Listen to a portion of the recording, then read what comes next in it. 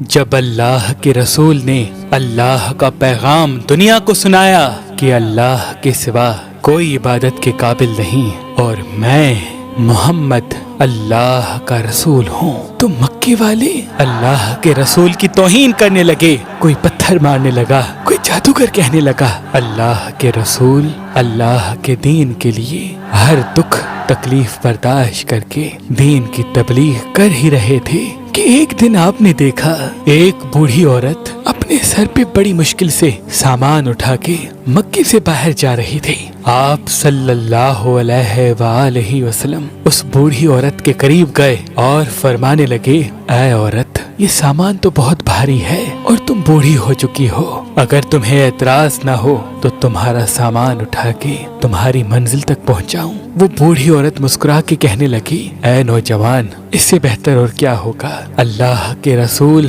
اس بوڑھی کا سامان اپنے کندھوں پہ لیے اس کے ساتھ چل ہی رہے تھے کہ اتنے میں وہ عورت کہنے لگی، اے نوجوان، میں تمہیں بھی کہوں گی یہ شہر چھوڑ کر چلے جاؤ، کیونکہ یہاں کوئی جادوگر آیا ہے جس کا نام محمد ہے۔ وہ اپنے آپ کو نبی کہلواتا ہے اور ہمارے خداؤں کو جھوٹا کہتا ہے۔ اس کے لفظوں میں اتنا جادو ہے، جو اس کی بات سنتا ہے وہ اس پہ ایمان لے آتا ہے۔ اے شخص، میں نے پوری زندگی اپنے بتوں کی عبادت کی ہے، میں نہیں چاہتی کہ اس زندگی کے آخری وقت میں اپنے خداؤں سے غافل ہو کر اس جادوگر کی باتوں میں آ جاؤں۔ پورا رستہ وہ عورت اللہ کے رسول کی توہین کرتی رہی اور اللہ کے رسول حضرت محمد مصطفیٰ صلی اللہ علیہ وآلہ وسلم اس بوڑھی کا سامان اپنے کندھوں پہ لیے خاموشی سے سنتے رہے۔ جب اس بوڑھی کی منزل آ پہنچی، اللہ کے رسول نے اس کا سامان اس کے حوالے کیا اور جانے لگے۔ وہ عورت پوچھنے لگی، اے نوجوان، کون ہو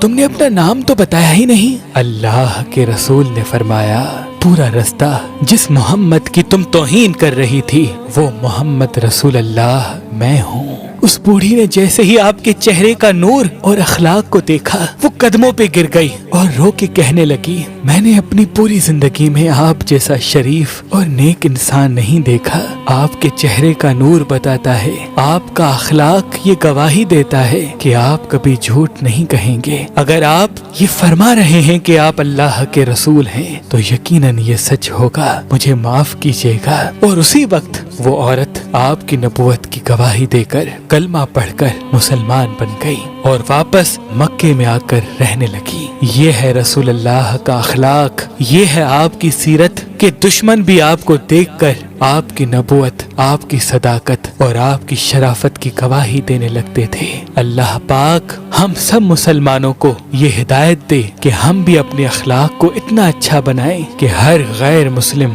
ہمارا اخلاق دیکھ کر مسلمان بن جائے، ہمارا اخلاق دیکھ کر مسلمان بن جائے، ہمارا اخلاق دیکھ کر مسلمان بن جائے۔